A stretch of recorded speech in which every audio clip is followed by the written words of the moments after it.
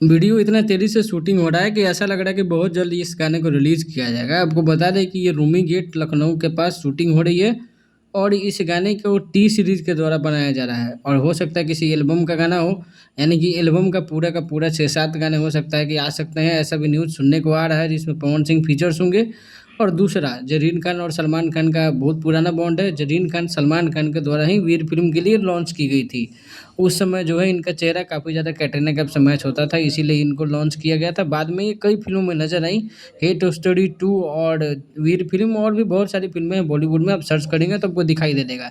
बाकी ये शूटिंग बहुत ज़ोरों-शोरों से चल रही है और ये गाने को जल्द ही लाने की तैयारी हो रही है। इसके अलावा पवन सिंह की एक और बॉलीवुड गाना जो शब्बीर अहमद के साथ आने वाला है और उसके साथ ये गाना भी एक बॉलीवुड का पवन सिंह ने जोड़ दिया। साथ में पवन सिंह ने अपने इंटरव्यू में कहा ही था कि अभी तो शुरुआत है, अभी बहुत सारा बॉलीवुड गाना लगातार और बॉलीवुड में भी फीचर्स होने का मौका मिलेगा पवन सिंह को। वीडियो अच्छी लगे दोस्तों तो चैनल को सब्सक्राइब, वीडियो को लाइक करना बिल्कुल मत भूलिएगा। थोड़ा सा सपोर्ट दिखाइएगा, चैनल अभी डाउन चल रहा है। Thank you.